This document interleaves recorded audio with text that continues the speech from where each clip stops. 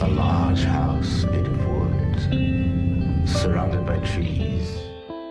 Welcome to Twin Peaks, The Gifted. And the Damned. I'm your host, Bubba. You can find me on Twitter at Fit and Trim. That's FITTENTRIM, at Fit and Trim on Twitter. And this is Mork. You can find me at Extraordinary. That's extraordinary with the W in front of the ultimate R. Heck yeah. Today, we're going to be continuing our coverage, our in-depth coverage. In-depth? Are you kidding me? Of Mark Frost's new book, The Secret History of Twin Peaks. And we're going to go up to page 301 in the hardcover American version of the book. It's going to be spoilers, obviously, for the first 301 pages. Spoilers. As well as spoilers for the Twin Peaks TV show and Firewalk with Me. And we're going to talk briefly about the Firewalk with Me missing pieces, a.k.a. deleted scenes. Oh, man. A lot to talk about. On today's podcast, Douglas Milford buys a newspaper. President Nixon says, when the president does it, it means that it's not illegal. Jackie Gleason goes, to the moon, Alice. And we end up with a close encounter with Alf. Willie. Oh, Willie. Ooh, those delicious cats. There's lots of good stuff that happened in this section of the book, and I still have not gone past it. And it picks up, and there's a lot of fun stuff. I don't know if it's not my favorite section of the book. It's probably, I will say it's the most entertaining, but it kind of veers off track a little bit, sort of like me. But a lot of it does not happen in our favorite place in the world, the town of Twin Peaks, anywhere near Glastonbury Grove or Sparkwood and 21. No, it doesn't. And this is something you would mention. You don't want to know what I was going to say instead of Sparkwood.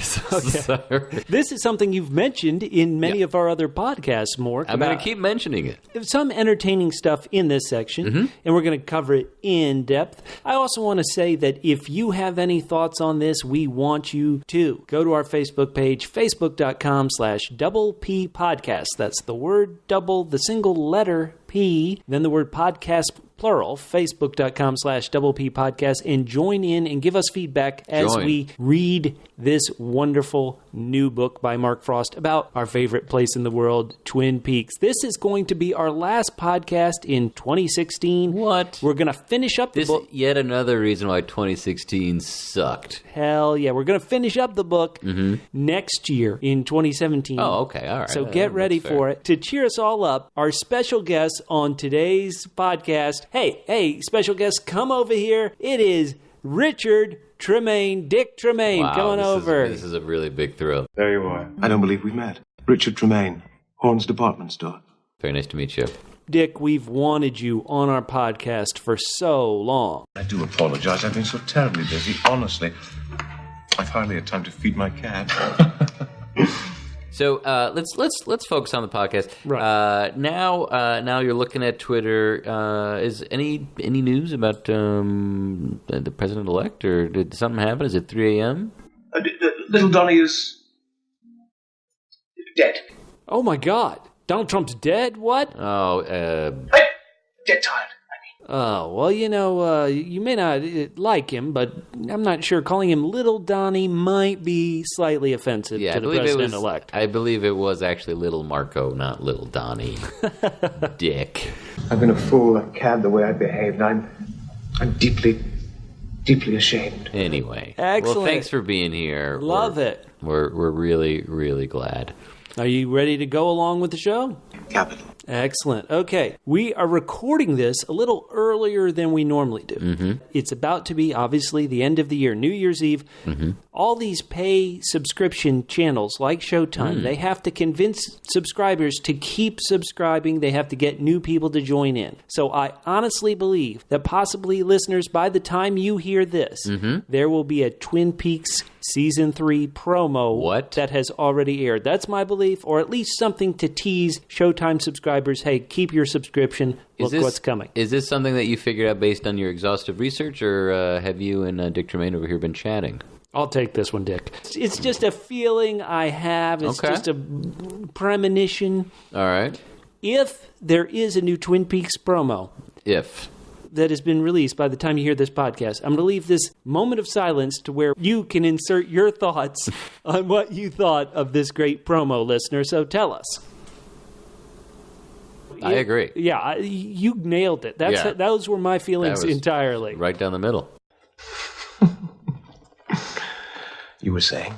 If they haven't released any footage of season 3 or anything new, that is going to be very awkward silence we have there on the podcast. But I had to do it. That's all right. We've had a little bit of that before, so it'll fit right in. Right, exactly. Now, before we dive into this secret history of Twin Peaks up to page 301, we got to do various things. And one of the things I want to do is we keep mentioning our Twitter handles. Yeah, we do all the time. At Fit and Trim and Extraordinary. there is yet another one on Twitter. If you love Twin Peaks and you love what I can only describe as delicious food, not working out, and scatological humor, cool haircuts, right? We want you to follow a new Twitter handle. It is at Fieri Walk with Me.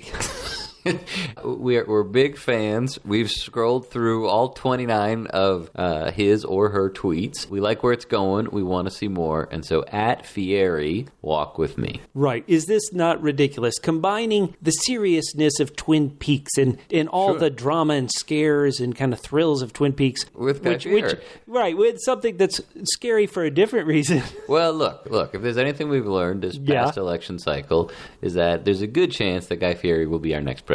So let's just show the proper respect. We're already in trouble.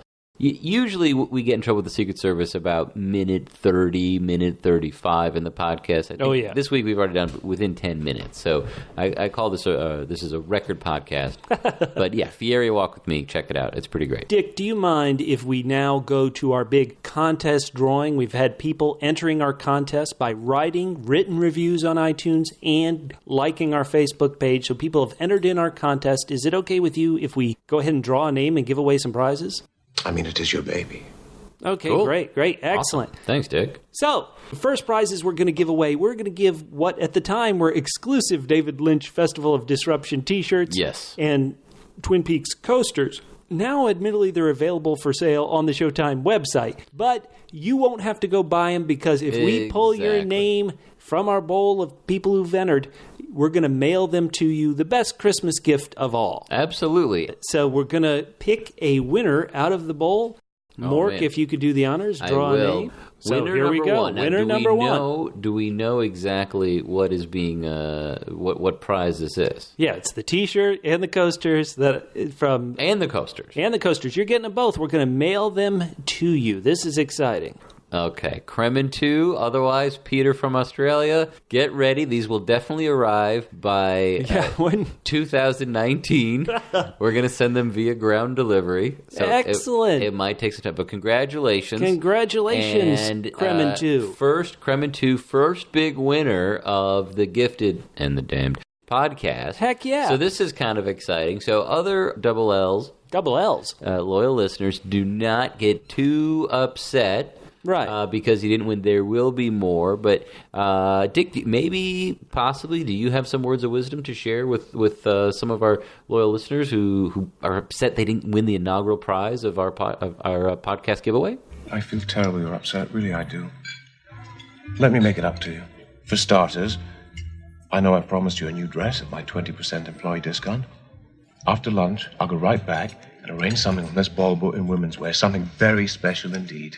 All right, well, next month, which is January of 2017, I don't want to date us too much because, like the show, this is the Timeless Podcast, but we are going to be finishing our coverage of this amazing book, Mark Frost's Secret History of Twin Peaks, and also we'll be giving away a copy of that very book that was present when we took some unauthorized photos of him, but also got it signed by not only the amazing Mark Frost, but the lovely, talented, and super-duper powerful Ms. Amy Shields. Right, the actress who's going to be appearing in Twin Peaks Season 3, the Irish actress. We got her to sign this book as well. So if we didn't pull your name out of the bowl this time, you're still eligible to win. If you want to know, listeners, how do you get involved in this contest? We're making you do two things to win some of these wonderful prizes. You have to go to iTunes, even if you download on Stitcher or hear it on SoundCloud. We need you to go to iTunes and write a written review. You can't just leave stars. Write a review. Type.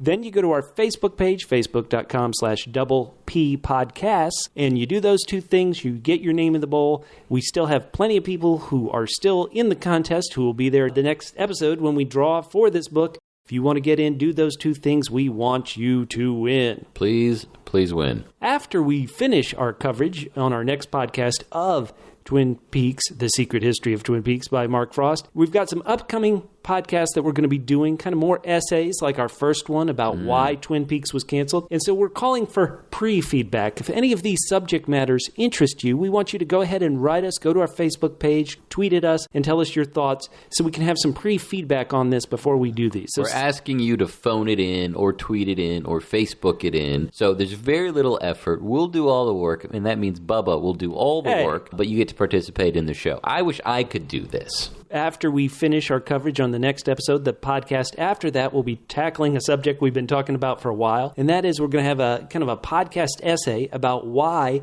they were correct back in 1990 to reveal the killer of Laura Palmer when they did. There were a lot of people who wanted the killer to be revealed, yet the creators had never intended to reveal the killer until the series was over, and so we're going to argue that revealing the killer was the right move. All right. We're also going to talk about Twin Peaks was a soap opera, and so many people want to run from that and say, oh, it was a parody of a soap opera, or it had soap opera conventions. It was a murder mystery or a supernatural thriller. No, it was a soap opera period. Yeah. And we're going to be talking about that. We've got another one that, Mork, you had mentioned once upon a time, and that is we're going to be doing an essay about there's so many characters in Twin Peaks. Sure. Did they possibly have too many? Did they serve them all well? Are there some characters we could have removed? And so we'll have a debate on that. Oh, I see. No, Dick, not you. We're glad you're here. Cheer up, Dick. So we're also going to talk about Fire Walk with Me, the highs, the lows, the huhs, lots of good stuff. And I think that's going to be another hotly debated podcast, because it feels like if you're part of the Twin Peaks message boards or anything, it's okay to maybe say, boy, I really hated the James Evelyn Marsh subplot on season 2 of Twin Peaks. Or you could say, oh boy, Little Nicky on Twin Peaks just was the absolute lowest point. But it feels like if you say anything negative and point out any of the flaws of Fire Walk with Me, oh boy. Because some people love it and say it's their favorite thing in all of Twin Peaks. Yeah. We want this to be a healthy debate, but we're going to kind of talk about the highs, which the film has incredible highs, and the missteps and lows, and we're going to kind of debate them, and we want you to join with us. So that's all coming up in 2017 before the possible. That's right. May debut of Twin Peaks Season 3. And The Damned. Oh, sorry. I'm just in habit of that. Heck, hey, it's time. Let's get to some feedback. Is it okay with you, Dick, if we get to some of our... Yeah, is that cool? Is it okay if we get to some of our double L feedback? Capital. Excellent. Okay, well, if you're cool with it, let's get to it. On our last podcast, I had mentioned that in one of the appearances, and I believe it was the Austin Book Festival appearance, we were talking about the inconsistencies in the secret history of Twin Peaks, and that Mark Frost had blamed the stamp, which said, Man on the Moon stamp, even though it was attached to a postcard several months before. A couple months before man had actually landed on the moon, that Mark Frost at this Austin Book Fest had said, he had blamed that on kind of the art department. But our good Agent Christian, everybody should follow Christian on Twitter and Facebook. He pointed out that at a different point, when Mark Frost did a Reddit Ask Me Anything session, he didn't quite say the stamp was a mistake. He instead, at that point, said it might be a clue. So he seems to be inconsistent in his answers, just as there are some inconsistencies in this book. Interesting. And Christian included screen grab. This is all on our Facebook page that Christian gave us this great feedback. He gave us a picture of the postcard stamp in a trailer for the book. So they released a YouTube video promoting the secret history of Twin Peaks, which actually showed this postcard. And the trailer had a different stamp, which was somehow even more incorrect at the time, because it was a stamp from 1974. After. Oh, really? Yeah. Sorry. However, it does tie in a little bit into what we're going to talk about today. 74 was a big year in American politics, including the resignation of R.M. Nixon. Well, let me tell you something. I cannot wait for future versions of this book. Maybe between season 6 and season 7, Mark Frost will write another book, and I can't wait to see what other presidents he includes. Right. So just by nature, by virtue of that, he's a little higher than he was a few weeks ago, for sure. Christian has a lot of cool things to say. way. And one of the cool things is we keep talking about inconsistencies. Now, if you remember our first section where we were talking about Lewis and Clark, when Lewis died, and this is a real story from real history in these mysterious circumstances, one of the things that the book talks about is how Lewis had this apron, this Masonic apron from, this is all about the Freemasons. Freemason Illuminati section. And the book has a picture of what it claims is Lewis's Freemason apron. Yes. And Agent Christian on our Facebook page and his stuff, he's on Facebook at the unofficial The Secret History of Twin Peaks group there on Facebook. He pointed out, hey, guess what?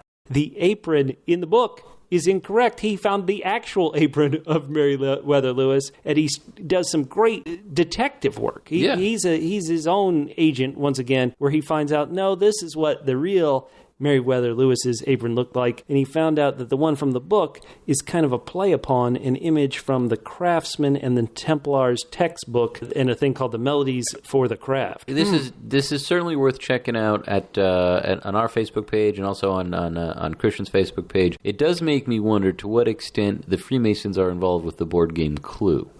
Yeah, you have candlesticks. I think there's a couple of thimbles. There's definitely the eye of Colonel Mustard, possibly. I'm not quite sure, but it's worth checking out. Definitely some secret passageways in this apron. Definitely some secret passageways. So on Twitter, I had tweeted out about our last podcast about how we talked about all the inconsistencies and how the book facts seem to blatantly contradict what we saw on the television show, and a great Twitter handle called Twin Peaks Italia disagreed and said, no. They don't contradict the TV show. It says all that the book is secrets and mysteries. Now, this is very curious. And that's what I say. It's very curious, and it's also sort of inspiring, because from now on, whenever I get in trouble, whenever my far more intelligent gal friend backs me into a corner and wins an argument and calling out my lies and contradictions, I'll say, no, dear, they are mere secrets and mysteries. Heck yeah. Thank you, Mark Frost. I will quote Mark Frost and also Twin Peaks Italia. So prego, grazie, Twin Peaks Italia. Italia Peaks on Twitter. Peter, who won this contest from us, yeah. He listened to our last podcast, which I apologize, just kept stopping kind of the flow to say, well, okay, this contradicts, this isn't inconsistent. And Peter was real upset. He tweeted at us and he says, I can't believe all of these mistakes. It's like Frost never paid attention to the show itself. And he wrote the book, no check. So Peter, on listening to our podcast, hearing all these things, he's getting a bit frustrated, which is something we do not want.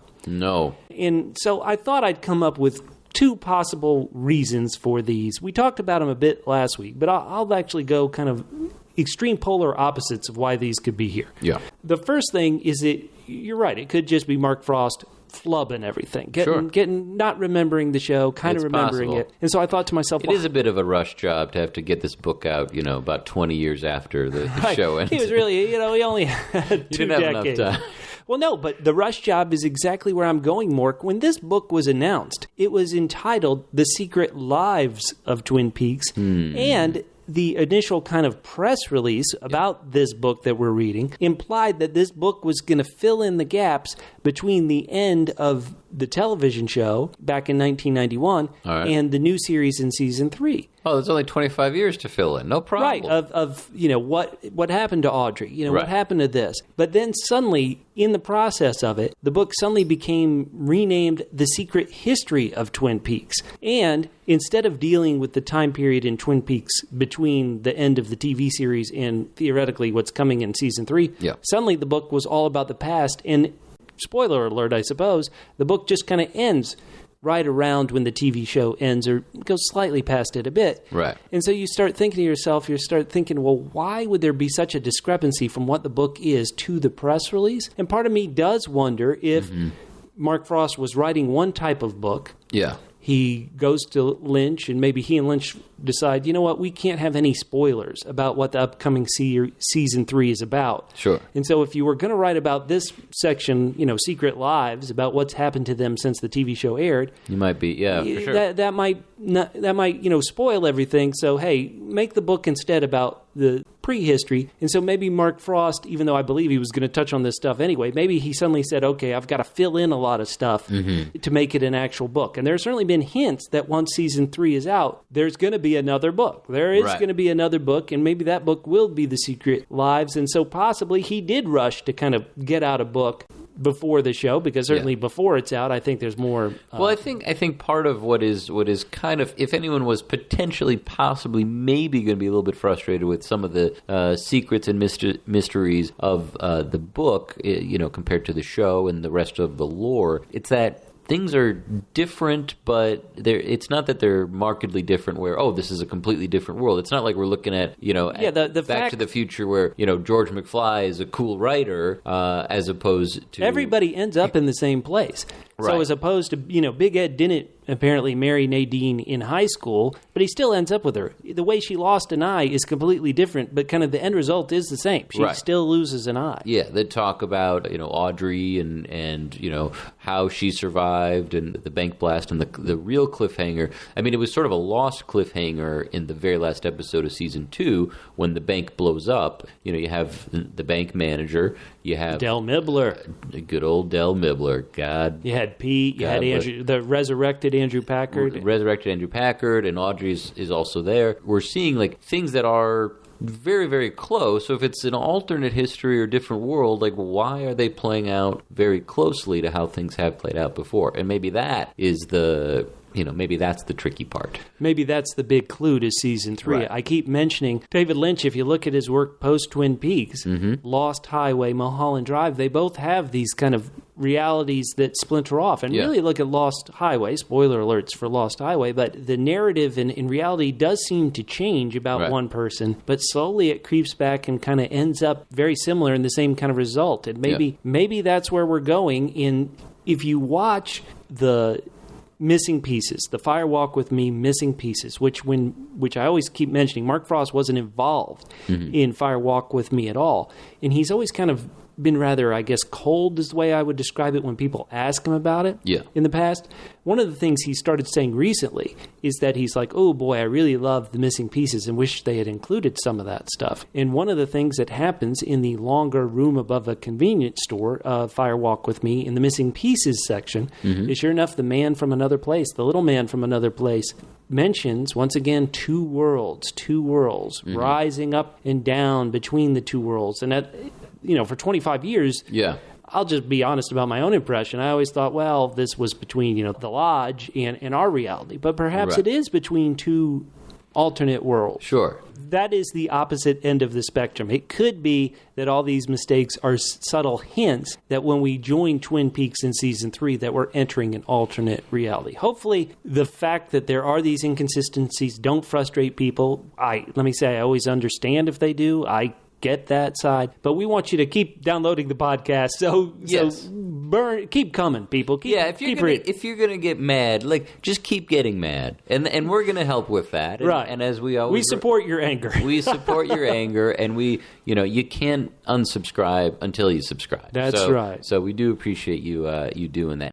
There's other podcasts, as we know, we keep mentioning. There are other Twin Peaks podcasts, a lot of good ones. One I hadn't heard of, but I listened to a couple of their shows, and they seem pretty fun. They seem like they're located up in the great state of Canada. Bickering Peaks, it's a podcast about Twin Peaks, gave us a nice little shout-out. They said to all their Facebook fans, they said that our podcast was interesting and definitely worth checking out if you want to delve into some of the mysteries of the secret history of Twin Peaks. So thanks to Bickering Peaks for the shout-out. Thank you so much. Hey, you know what? No, Bubba, what?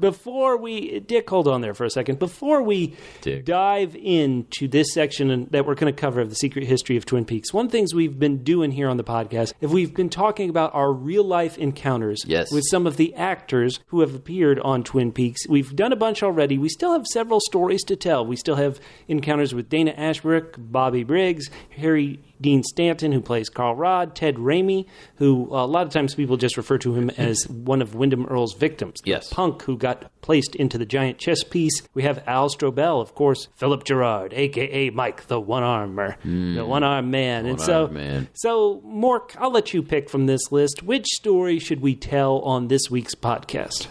I think we committed last week to telling the Ted Raimi story because this is the one story that involved both of us. Yes, this is, well, Al Strobel too, but yeah. Oh, Al Strobel too, but this one was a really nice microcosm of our entire friendship, and as well this podcast where I keep saying something stupid and you try to prevent me from saying something stupid. So it was about 2 years ago? No, it was several years ago. It was several years ago. Many years ago. Mork used to live in this apartment that was just a few blocks up from where they tape The Price is Right here in Los Angeles. That's true.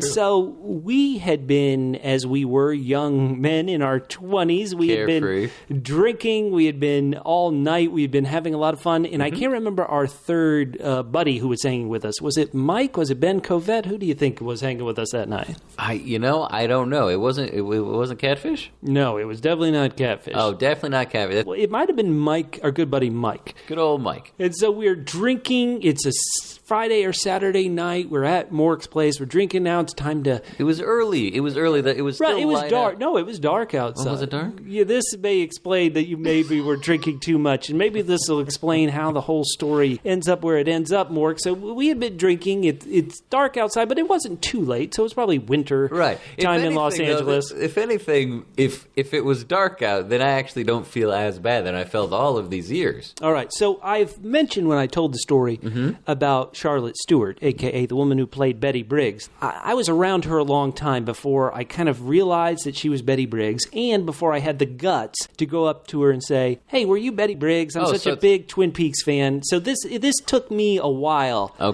kind of be proactive and approach this woman, even though I saw her all the time because she worked in the office complex of this place that the production company I was working for rented out office space. Gradual, you took your time. We took our time. You didn't want to spook anybody. Right. So this Ted Raimi story is completely different. So we had been drinking. Once again, we're boisterous young men. We're about to go out and flirt with ladies and all these things. We come down from Mork's apartment, and we're literally just stepped out of the apartment. We've maybe moved 2 steps out of the apartment when who do I see on the sidewalk but Ted Raimi. Ted Raimi is a character actor. He's been in a million things. He was on the Xena show. He was all these things. But of course, being a big Twin Peaks nerd that I am, I saw him and I went, "Hey, Ted Raimi from Twin Peaks! This is awesome." It was awesome. Now, Ted Raimi, I should point out, he's got to have a decade or more on us, but he was fine, and he was with a young woman who was younger than us. That girl, God bless. That girl that Ted Raimi was with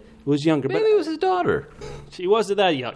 I'm saying he was with this young lady. Right. And suddenly, literally, he's walking on this typical L.A. sidewalk, and these guys kind of burst out of an apartment building. The first thing they say is, "Hey, it's Ted Raimi. How you doing?"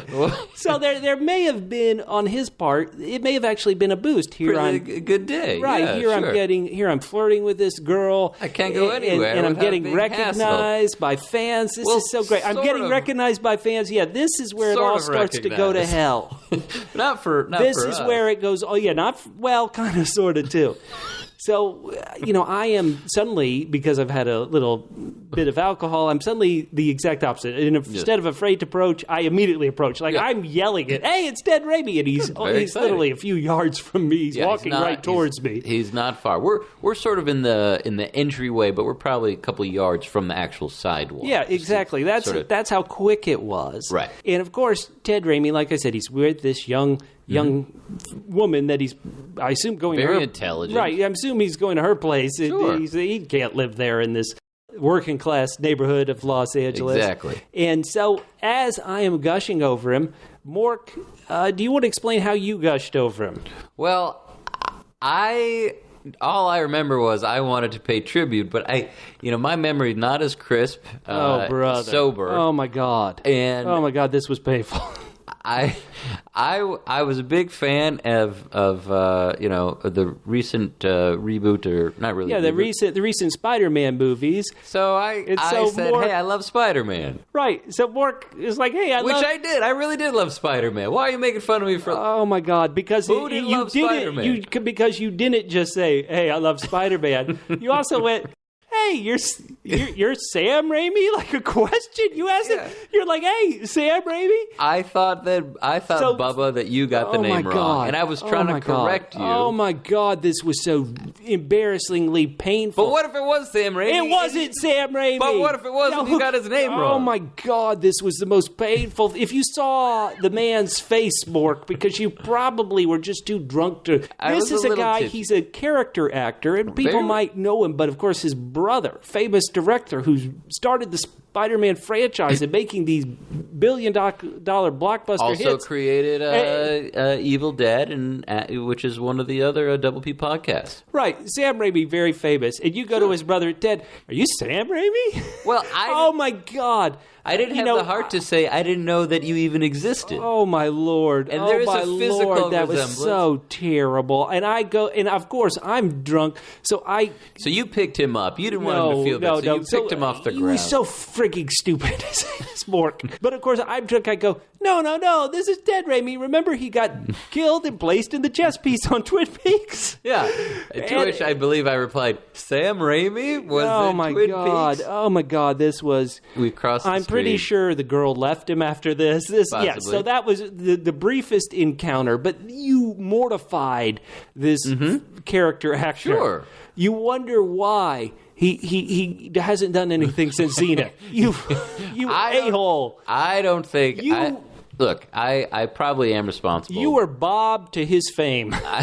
I was definitely Bob. Oh, my Lord. She was Mike. It did not work out. But I do really enjoy it because it's nice to see. Oh, my God. It was so terrible. I know how frustrating you get doing the podcast with me. So it's nice that we have other memories where you get frustrated and it's not podcast related. Right. So for me, it's a fond memory. So what's my buddy kind of embarrasses him by saying, who? Oh, you're not Sam Raimi? Why? So we immediately run away, and that was our briefest of brief encounters with character actor Ted Raimi. I believe I said, why are you bothering this guy? This guy's not worth bothering. Oh, my Lord. He's not Sam Raimi. Oh, my goodness. Let me say these stories, you're going to keep hearing our stories of these encounters. Yes. Sometimes they get better. A lot of times they're this bad or worse. Yeah.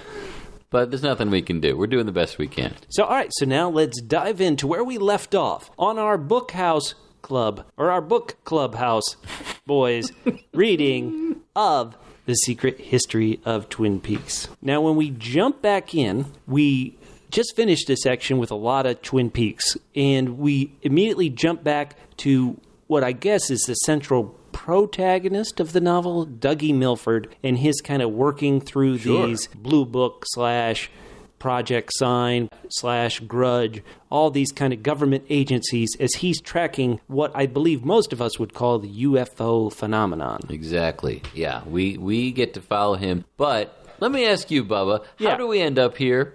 Well, we had just, on our last podcast, which dealt with Twin Peaks, we learned about the fate of Audrey Horne surviving the bank, and that her father, Benjamin Horne, was at her side. We learned the fate of Hank Jennings and how he had died in his prison stint after being arrested for the murder of Leo Johnson and that drug running. And we left off with a possible clue when looking at the bookhouse shelf of books. And so now we suddenly jump back to our central protagonist of this novel, The Secret History of Twin Peaks, Douglas Milford. He seems to have a friend in a future President Richard M. Nixon. I'm not a crook. There's a couple of nice shout-outs in some of the interviews that we have. And they're not official transcripts. They're remembered transcripts that Doug, immediately after he would finish a mission, would go type it out. But let's start with one that doesn't involve Doug that he gets from Nixon, and that is Nixon's discussion with everybody's favorite Tom Cruise inspiration, L. Ron Hubbard. Historian, scientist, mathematical, theoretical, nuclear physician, medical physician, L. Ron Hubbard. So this was a lot of fun. This was a lot of fun, but Mork, if I had told you that in The Secret History of Twin Peaks, you would spend a lot of time in a discussion between L. Ron Hubbard and Richard Nixon, would you have believed me? I probably wouldn't have believed you, and it probably doesn't help as much. What it really does is set up some additional tangential things that we really touch on in the very beginning of the book, which is still my favorite because it's so much of it is true, and some of what our buddy Christian's talking about in terms of Meriwether Lewis, right. The battle between the Freemasons and the Illuminati. So there could be some tangential because of what goes on at in Pasadena. So let's just set up L. Ron Hubbard. Sorry. L. Ron Hubbard is getting to Pasadena because he is passing off to Richard Nixon. Richard Nixon's looking at the un-American activities. Right. This was the Soviet witch hunt, the communist witch hunt. McCarthyism, right. yeah. This is November 18th of 1949. He is pretty much kind of ratting out a real-life person by the name of Jack Parsons, a person who would sure enough be one of the leaders and of the JPL. And the founders of JPL, the Jet Propulsion Laboratory, which is one of the most accomplished and most important parts of our scientific and military, what do you call it, community backbone infrastructure. Yeah, our scientific defense in a lot of ways. Don't get to the moon without this guy. Goes to this guy, and this guy who L. Ron Hubbard is ratting out, this guy, he has his own quirks, I guess is the nicest way to say it. He believes in something that a character named Aleister Crowley invented. And how do you pronounce this? I always had trouble with that. I'm going to call it Thelema. The Thelema, and it's a religion in the same way I would imagine Scientology is a religion, or perhaps this is damning it with faint praise. More basis on more basis in reality than Scientology. But as we see in the book, there's actually some real similarities between the precepts of Thelema as well as Dianetics and subsequent works of Scientology. So, and it seems this is a lot of fun. Yeah, this is a lot of fun, and perhaps we're finding out some thoughts about what Mark Frost thinks about L. Ron Hubbard and Scientology. Possibly. Because L. Ron Hubbard, as we read this section, it really feels like he's ratting Parsons out to Nixon just because he wants to rip off everything Parsons does. Including a girl, including a boat, including some cash, including all sorts of good stuff. So, yeah. Now, why is this in the book? It's in the book for a couple of reasons. One of the things, I assume, is that we find out that Jack Parsons has a certain object that has been floating throughout the pages of this book. Yeah. The Owl Cave Ring. Dun, dun, dun. Which would put him in league, though, where we last really knew where the ring was. This would put him in league with the Illuminati. Oh, yeah. Not the Freemasons, not the Meriwether Lewis side, not the Nez Perce side, but the Illuminati, who may have been involved in his murder. Meriwether Lewis's murder. So that's interesting. That Parsons, who comes across as a pretty interesting guy, as I grew to like him. I have to be honest. Through the pages, I didn't believe any of this Thelema stuff. If you hang out in a big house in Pasadena and you have wild, crazy orgies for years and years, but then you die broke, missing an arm, Hello. Yeah, then you've lived a life. Huh? But, okay. You've lived a life. Before we get to that... You can't be all bad. Right. I want to say that our good kind of guide through this is not only is the archivist, is Agent TP, and she points out that Parsons' team generated what she said, quote, the most powerful, controlled, and sustained explosions. Interesting. So we've been dealing with nuclear power plants. We keep hearing about explosions. For some reason, the fact that this was contained and powerful, the image that came to my mind tying back to the show goes back to the season 2 finale where Bob removes Wyndham Earle's soul, and that seems almost like you see that blast of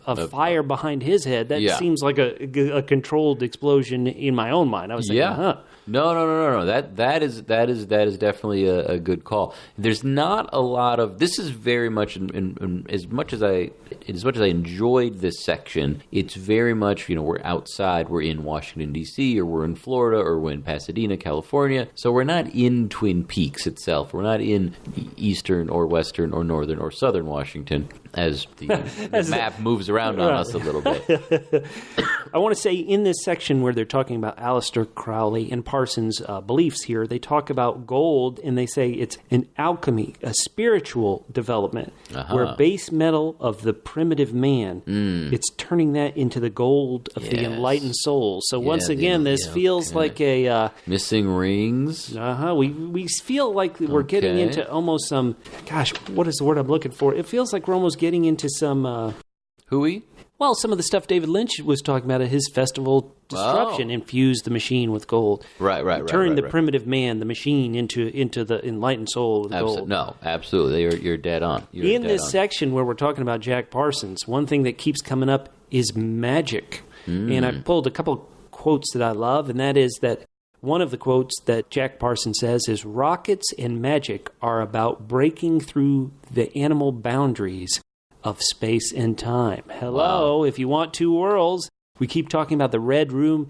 Annie theoretically goes into the lodge in the final episode of season 2. Yeah. Yet if you watch the prequel movie, she appears in that from the lodge. She's able to travel through time and talk to Laura in a dream, it feels like. Right. What does Parsons say when he's looking at a picture of Pan, the famous... The magician longs to see. I've often felt there were spirits in this wood. Right, so Parsons is really, he's becoming a character himself. This real-life person, Frost is tying him into famous sayings. And he does, Garland Briggs is certainly a potential cousin of Parsons. I mean, you do feel the goodness portrayed as a good guy who's, up to his neck in alchemy and Aleister Crowley and drugs and 24-year-olds. Is he, right, is he too brilliant? Is it one of those things where... That's my problem. Yeah, that's right. That explains poor Ted Raimi.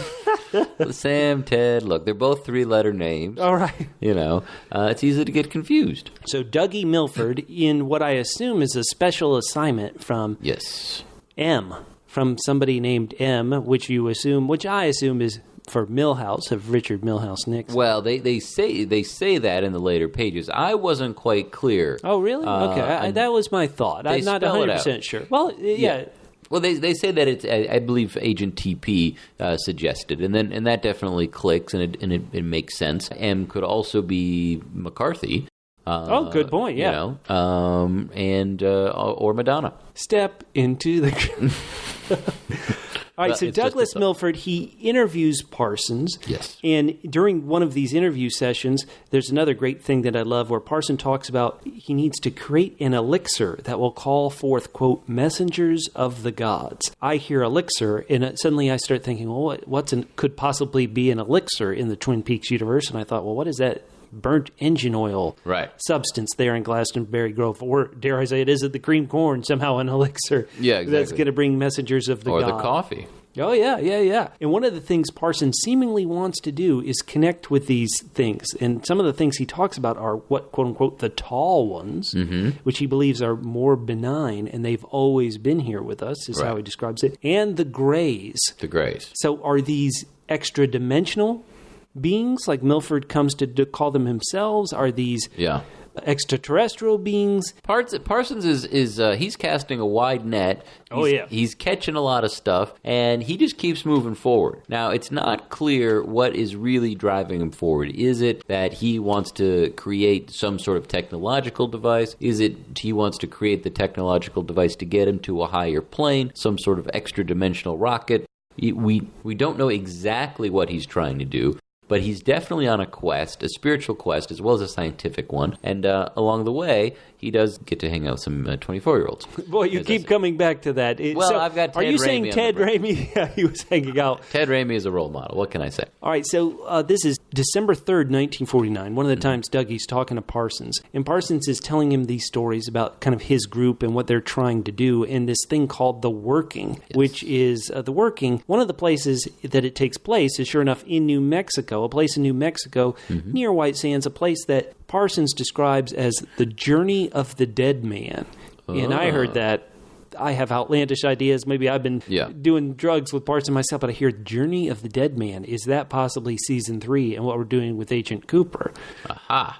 But the working, they call it calling forth the elemental. And on the Twin Peaks Fire Walk with Me missing pieces, one of the extended scene that I keep referencing of the Bob and the little man from another place and all the Denzins there in the room above the convenience store, the little man from another place, he says, we are descendants from the elements, from the air. We descended from the air. Yeah. And so the fact that here Parsons is working on this thing called the working is how he describes it, and they're trying to get to the elementals. One thing that just real quick, there's some high class creepy stuff in here. There's one thing that I do just want to throw in as far as one of the reasons why I liked it is there's a real, because of where it's set and the time period, there's a little bit of a Chinatown feel. Oh, yeah, that's a great call. That's total section call. Of the book. And, even though they go to New Mexico, but No, this Devil's Gate is here. Which is in, California. Right. It's on the east side.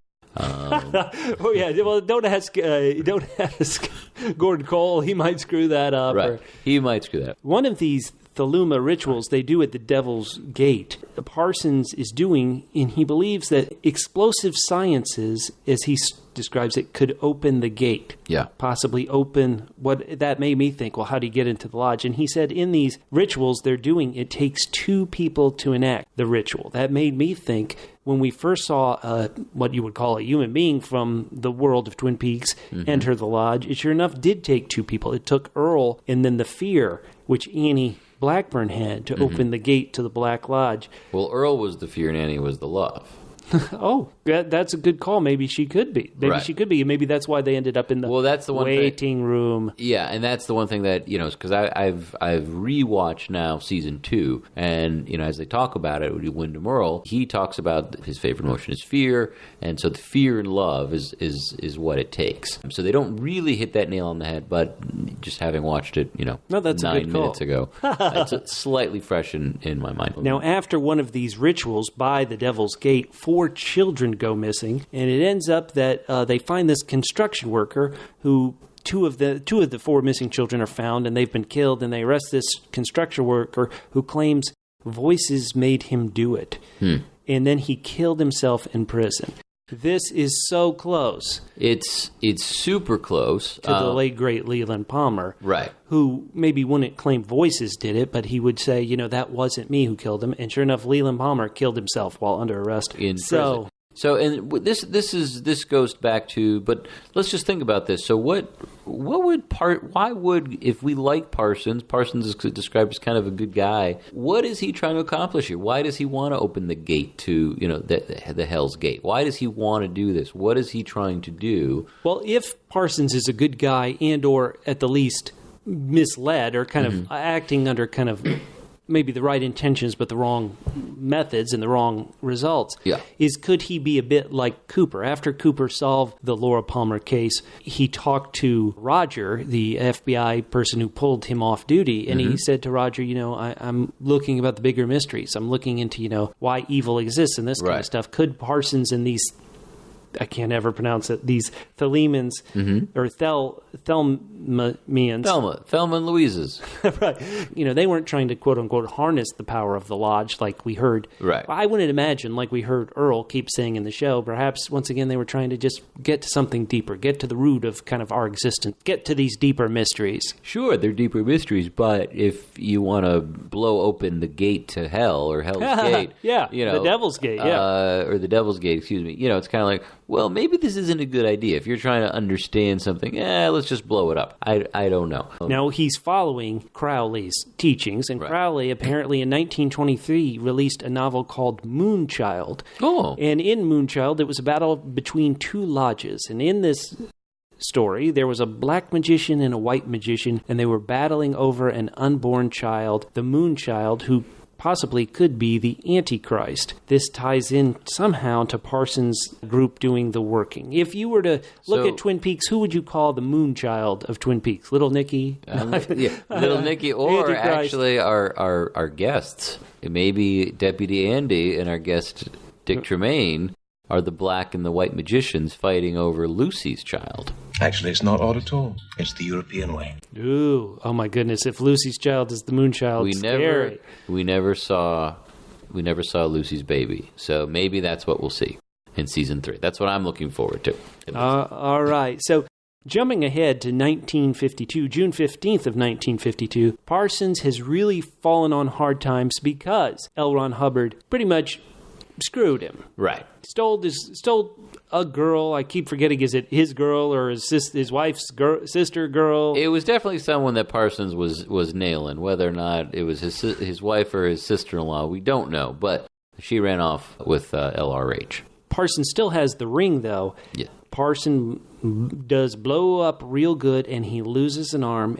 Somewhat like he ends up missing an arm, just like our boy Mike. Well, Philip right, Gerard. but Philip Gerard, Mike did not lose his arm in an accident. He got rid of the arm. Right. Well, to get rid of the tattoo, theoretically, the tattoo on his arm, once he saw the face of God. And so one of the things I thought when I read this story about Parsons dying in this explosion in Pasadena is I thought, this is a book about conspiracies and, the evildoers. Yeah. Is it possible that Parsons was killed? Oh. He had the ring. Is it possible Parsons was killed? Well, I think he's definitely, Milford, Dougie, good old Dougie sort of hints at it, saying that, I don't know if he should be allowed to get to Mexico with all the stuff that he can share with the people on the other side of our brand new wall. I think he definitely, and I think Milford definitely has a little bit of blood on his hands. Maybe not 2 full arms worth, but certainly a little bit of Parsons' blood. He's recommending something along those lines. I want to mention something that the archivist writes, and it's in quotes as if it's attributed to someone else. So I want to read this quote verbatim from A Secret History of Twin Peaks. It's something the archivist typed up, and he said it was an explanation of Parsons by one of his closest friends, a science fiction writer who had known him for many years. So you don't assume Hubbard, because Hubbard wasn't one of Parsons' closest friends. But anyway, the archivist types this up, and it's, quote, "Once a magician stands between 2 worlds, he's in danger of not belonging to either one of them. In the end, Jack danced too close to the flames, and it cost him his life. Whether he killed himself, was felled by an accident, or died at the hands of another is beyond the point. I believe Jack Parsons summoned a fire demon." That is pretty evocative of so many things in the series, let alone a magician stands between 2 worlds. So another way to look at it is, even though so much happens before we meet Jack Parsons, where is this the birth of Bob? Well, summoning a fire demon, calling him out, bringing him, getting him from the Devil's Gate, between 2 worlds. Whatever the Firewalk With Me poem is. There's a little bit of that in there, I know. I didn't think that. I kind of think the book is trying to imply to us that Book and these spirits have kind of been with us forever. That's my feeling as well. But to call him like that as a fire demon, no, I think you're right there. I also think, is it possible that Agent Cooper, I keep referring to how we left him at the end of the series, was he, quote unquote, a magician trying to stand between 2 worlds? Right. Doesn't belong to either of them now. Is that the Agent Cooper we'll see in Series 3? We'll just have to, we'll have to discover. We'll find out. I'm going to pay very close attention to how much toothpaste does Agent Cooper go through. If he's going through boxes and boxes of toothpaste, if you guys remember at the end of Season 2, as he goes in, he wakes up, he's in the hotel room at the Great Northern with Sheriff Truman and Doc Hayward, and he says he has to go brush his teeth, and he's just emptying out an entire tube of toothpaste. Wasteful doppelganger Cooper. Oh, good old Coop. Now, I don't know if this is the right time, but reading this, one of the really fun things about this book has been, some of the things in the real world that it does make you think about. Yeah. And even if they are kind of like conspiracy or a little bit kooky or... Sure. And so I don't know if this is the right time, because we're going to get into it later with Jackie Gleason, Milford's continued adventures, a president, soon to be a former president.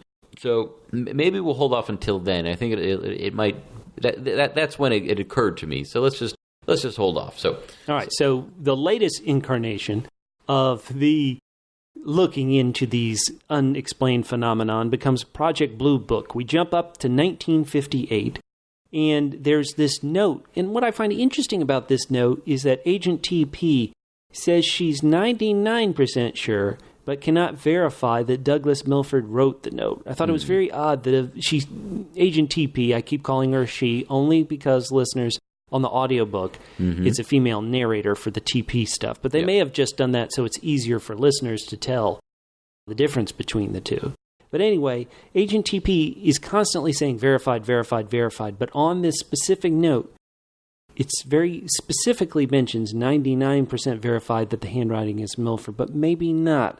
Some of the things from this note, is once again talking about what I might call aliens, what we call these extra dimensional beings, possibly, is that radar fouls up their systems. That's one of the things. Okay. And there's a thing to kind of, I assume, communicate with them called the Yellow Book that is very important. And it's exchanged between President Eisenhower, Ike, and these other beings. Right. There's a bit of a negotiation between the Nordic types and the Grey. So there's almost like two factions. And so the Nordic types, I imagine, are the giants we keep hearing about. And they say no nukes. They're almost like a lot of aliens you see in movies, which come and say, stop killing each other, no nukes. While the Greys, if you can trust this note, right, well, the Greys want human genetic material. Sure. Yeah. Hey. Precious bodily fluids. So now, let me ask you this. So 99% sure, who is the only person who could realistically have very, very close handwriting to our boy Dougie? I don't know. I don't know what you're implying. I would think any good forger could get it close. It confuses me. Who do you think? A 99. Well, who else would share 99% of something with Dougie?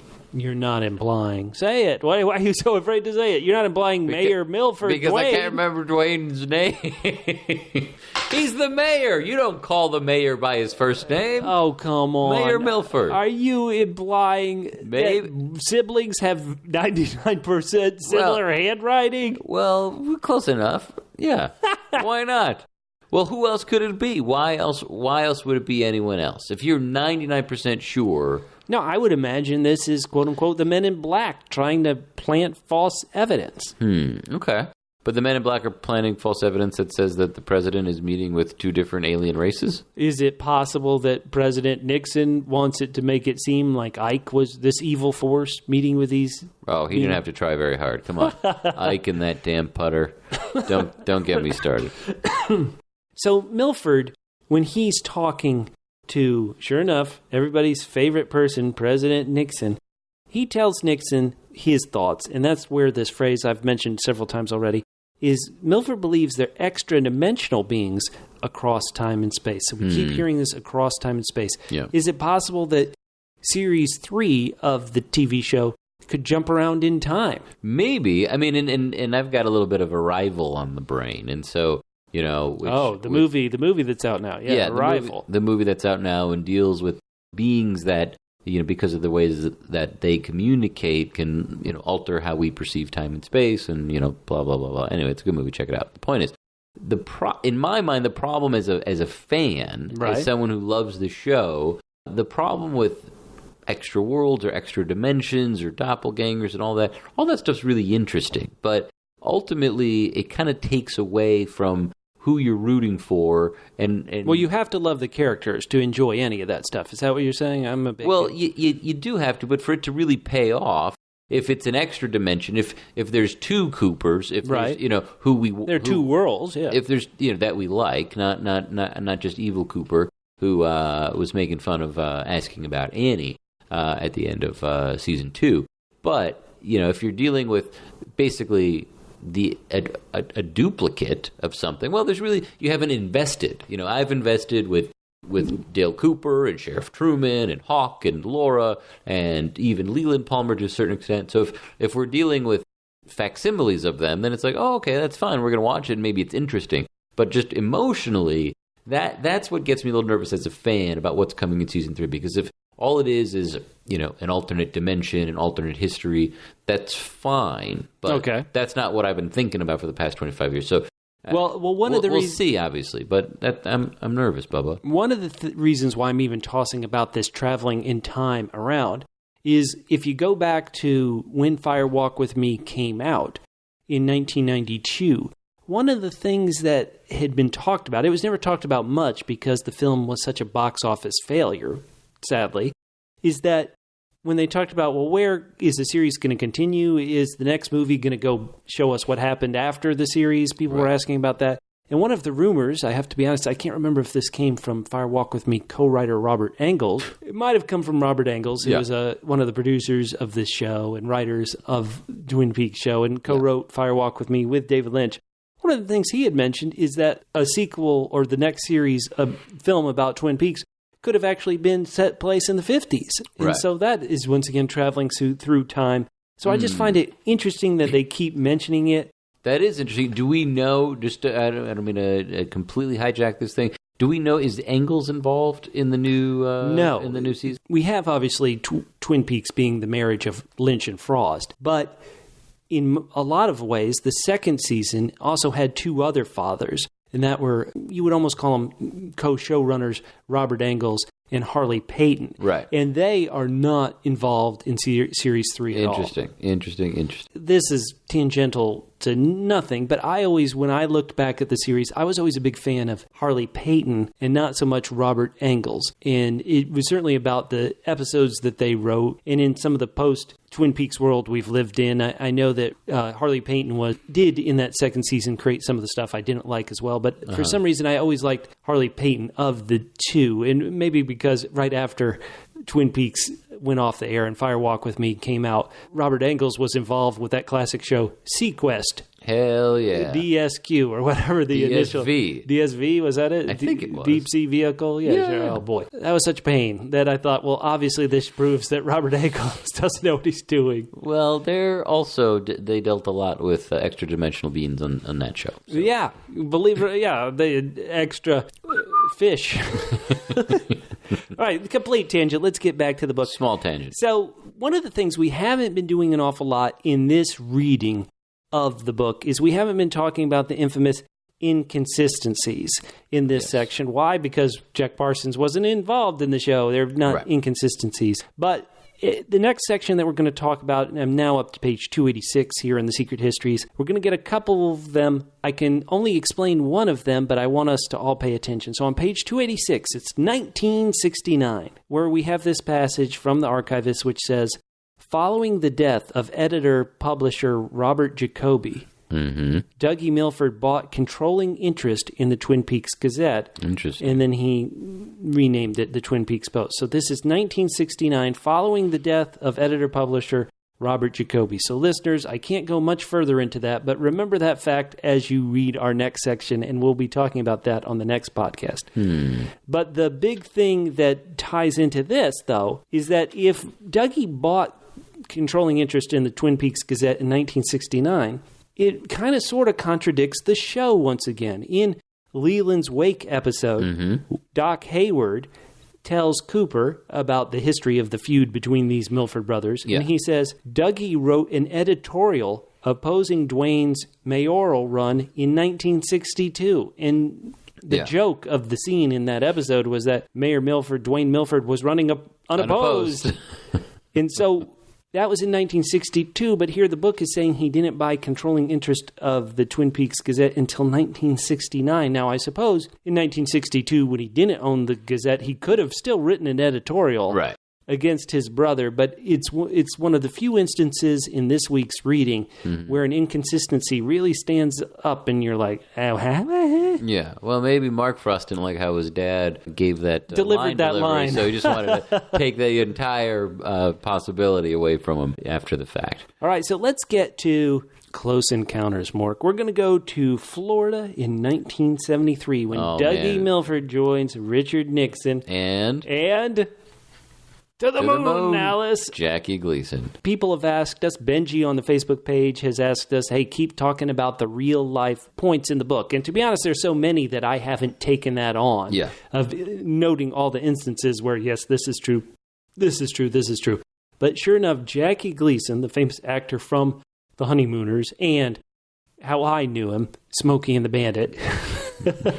What about that movie with Tom Hanks? No one... what was that? What was that movie with Tom Hanks called, Mork, since you brought it up? But everyone loves it. Turner and Hooch? No, Mork. Oh, my Lord. It was, what was it? A League of Their Own.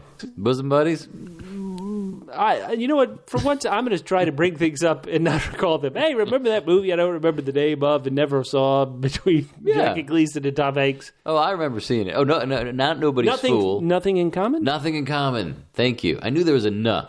So perfect. All right, perfect and perfect. One of the true things about Jackie Gleason is he did have this circular house. Yeah. And he did believe in kind of that almost feng shui. You know, your environment affects your lifestyle. Sure. And he also had a big library about UFOs. He was interested in all this stuff. Right. And so here we enter what, for me, the first time through, I got to be honest, the first time through this section, I thought, okay, the book has gone too far. The book has jumped the shark. The first time when I was listening to the audio to this, I thought, Richard Nixon has the ring. This might have been the first thing that would have made me jump the shark or thought the book had taken me too far. But now we actually have a close encounter with what I assume is one of the Greys. Aha. Yeah, and it's not really a close encounter. It's more of a late night review where they, let's get some drinks like our encounter with Ted Raimi. Yeah, exactly.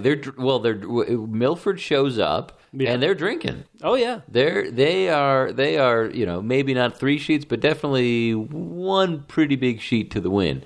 But they go to this base. They go down into this secret basement of the base. It's not near anything else. Can you imagine being a guard at the Air Force Base and here comes the president and Jackie Gleason and the publisher of the Twin Peaks Post? Right, that'd be his first. Hey, it's the publisher of the Twin Peaks Post. Hey, where's my subscription? It takes a while getting down here to South Florida from northern Washington. They go deep into the underground. Oh yeah, and they see some stuff. They see some crazy stuff. And the description of this gray, now, it doesn't match entirely, but I'm going to go back once again to Fire Walk with Me, and a moment near the end of the film that just seems very odd. I like to call it the monkey behind the mask. All right. So we've seen this mask on a character in the room above the convenience store, the jumping man in the red suit that he's listed in the credits as, and we've seen this mask on the Chalfont / Tremayne son. Yeah.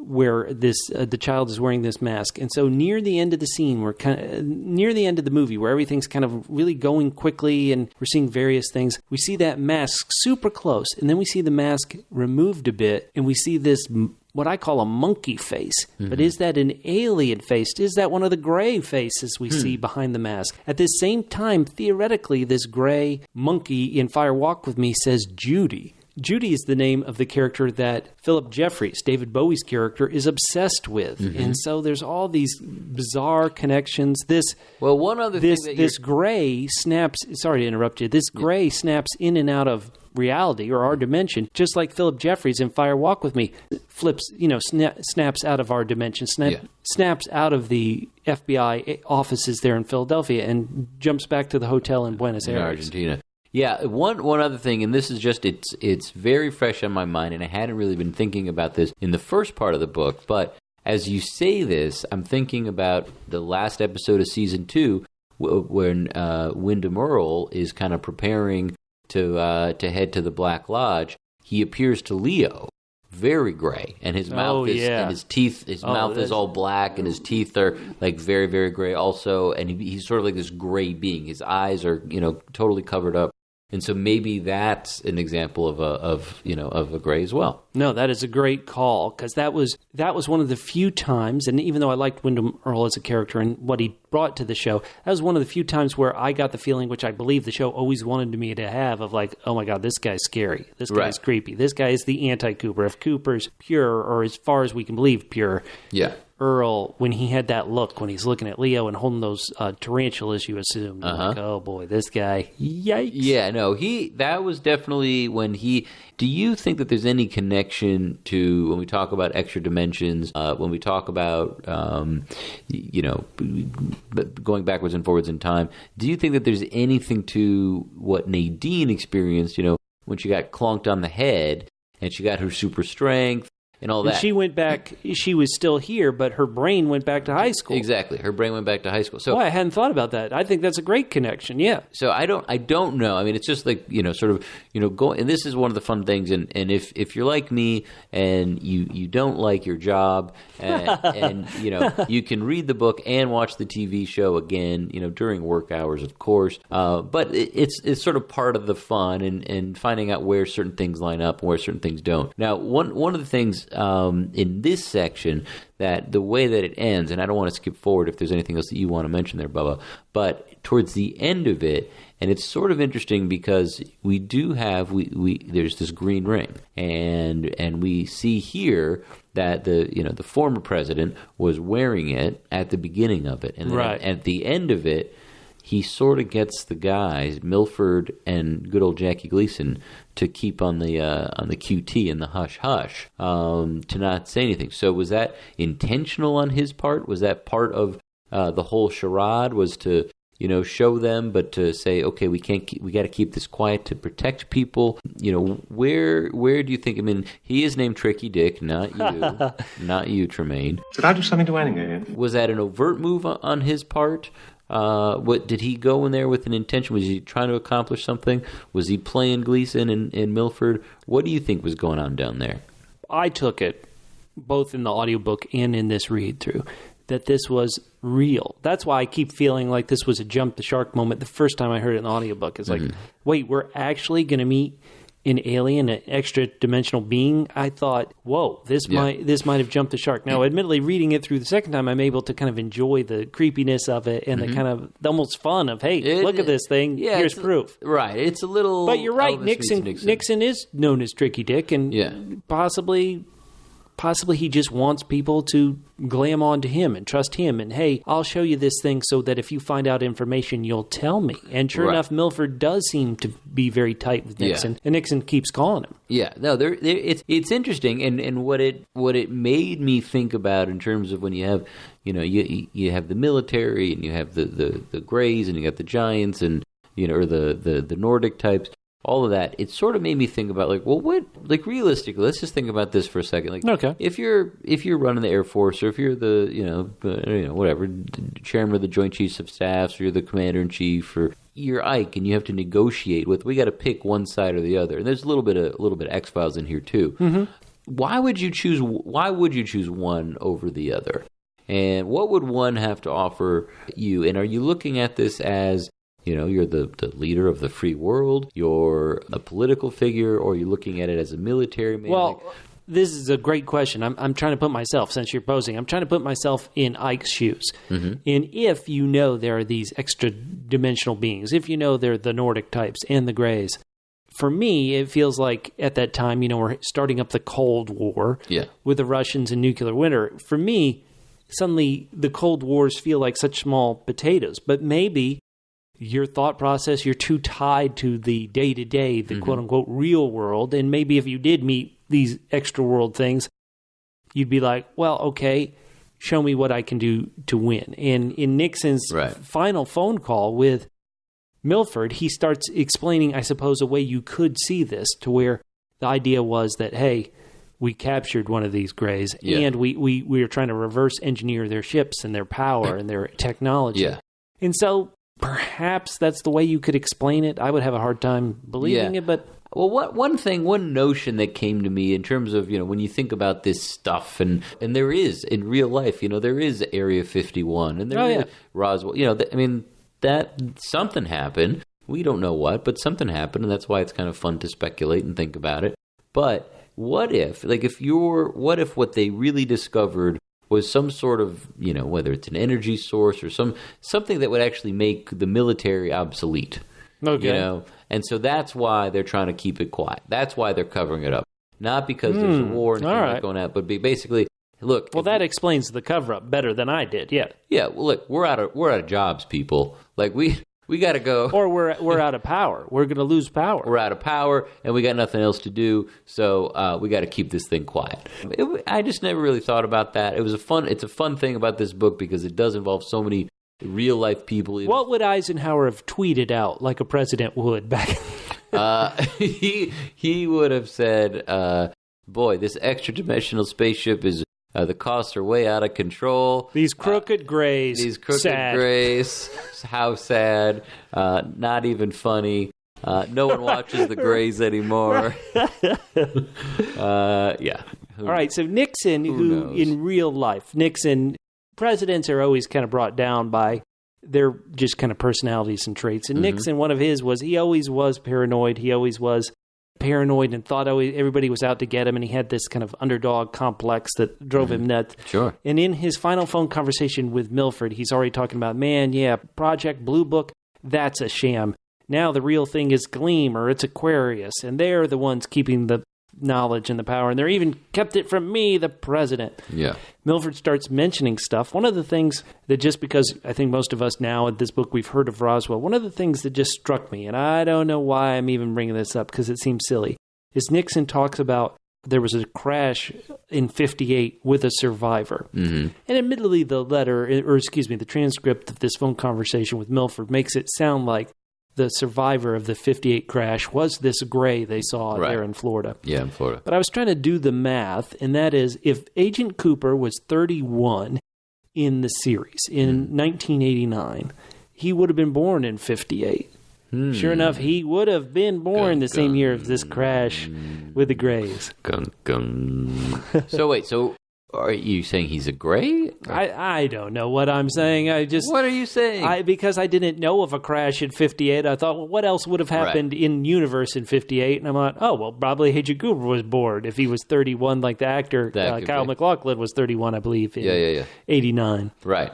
Nixon says there's 6 species. He believes maybe 6 species of these aliens, of these extra-dimensional beings. Ooh. All this stuff is fun, but like for me, just to sort of, as a book reader and as a fan of Twin Peaks, maybe this meeting could have happened at the Roadhouse. Maybe this meeting that's a good call. Why not have Nixon passing through town? He's on a book tour. The Lamplighter Inn. The Lamplighter Inn. He's staying in the presidential suite at the Great Northern. Yeah. Why the hell not? No, great call. Yeah, that would have been fun. And maybe, Catherine Martell is lonely. Oh, wait, no, at this point, hold on. This was 60, this was 70s when Nixon's leaving office. She probably married to Pete by this point. She would have been 20-something, yeah. Well, look, Pete is no tricky dick, let's be honest. No, he's wasn't. Good at chess. And he plays checkers, not chess, according to the archivist.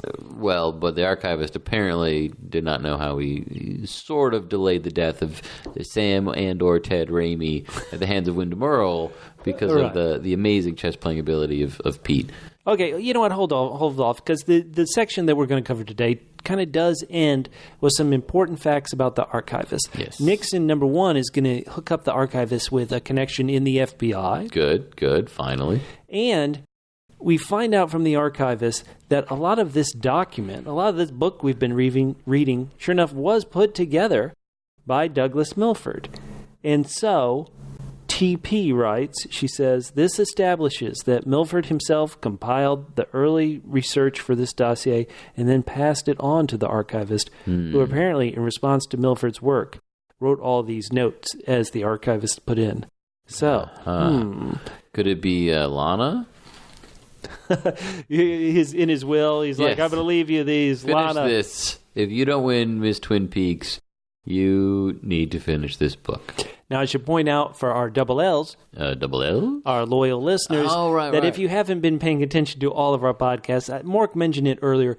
Mork is our test subject. He's our gray. He reads as much as we cover in the podcast, where I have read everything, so I know the great mysteries that await us in our final podcast. Yes. The secrets and mysteries. Yeah, I'm a little nervous about what's to come.